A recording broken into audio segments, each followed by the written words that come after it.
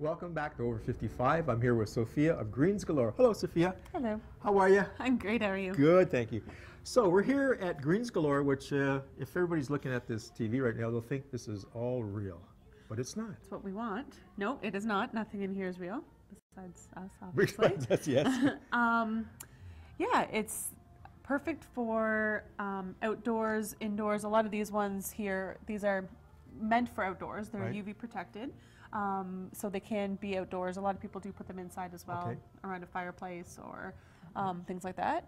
They can be, some people plant them directly in the ground. They can be. Really? Yeah, but a lot of people do use them for container gardening just Right. because the real things are usually hard to keep alive, especially at a size like this, Yes. in real, Yes. in a pot. And that's interesting, saying they're UV. So, I mean, it really is made a lot of this for outdoors. Yes, You the know. whole outdoor phenomenon is kind of really Right. kicked off. I mean, we only have Yeah. a couple months of summer, so I think everybody Yeah. wants as much as we can get We hope. out of it. Yes. Now, earlier we spoke, and it was interesting because you said it gets to be almost seasonal like gardening. So people Yeah. come in and buy these plants. They look like plants Yeah. in the springtime because they start the garden. So a lot of it's outdoor boxes and Yeah, most of the stuff that happens in spring is more of the geraniums, marigolds, basically almost anything that you would see in real, you Right. do see in artificial. So a lot of people just like to do, you know, a Flash. of color. That's true too. You know, to put outside their patio. We can put them in their urns. We can add them around real cedars or real trees that people have in their planters already. A lot of people put them at their cottage, a second home, boats even. They're pretty versatile. Yeah, because now when somebody comes in here, I'm sure you're an expert at this, so you can also give them some ideas maybe on how they should plant stuff, based on the front entrance of their house, because there's some Yep. great stuff here. I noticed even coming in there was a hedge, which Yes. I have a great habit of not having green thumbs. Kill these things. Well, a lot of things are good for privacy.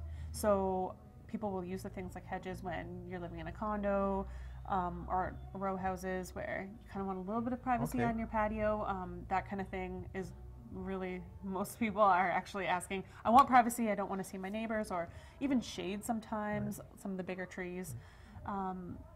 But yeah, we pretty much we custom design everything. So if you had planter boxes, you can bring them in. We can plant them up for you as you would see just as you would see real plants. So I'm sure the price might be a little more than a flower you're buying in the spring, but you don't have fertilizer. You don't have to water. You don't have to bug your neighbor to water if you go away. Right. You don't have all the pruning tools. You don't have to pick the flowers off when they die. So really, at the end of the day, and then you bring them in the fall. Yep. And you can use them again next spring. Absolutely.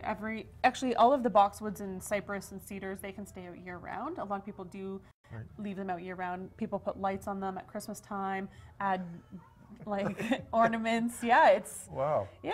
Well, I mean, it's just easier. What's great too is you're using all the right terms for the flowers when they're really not flowers, but they look so real that you know Exactly. all the phrases and what they are. And you were saying geraniums, because I know I go out every year in the spring and spend a couple $100 on geraniums, and then in the fall I'm freezing my off to pull them out and find somewhere to throw them away. Well, that's even too if they last that full season. We don't, depending on the weather, and who knows what it'll be like this year, if it's too wet or too dry, too sunny. I mean, a lot of people have spots that they just can't grow anything to, just because it doesn't get enough sun, or it's just their soil is not very good.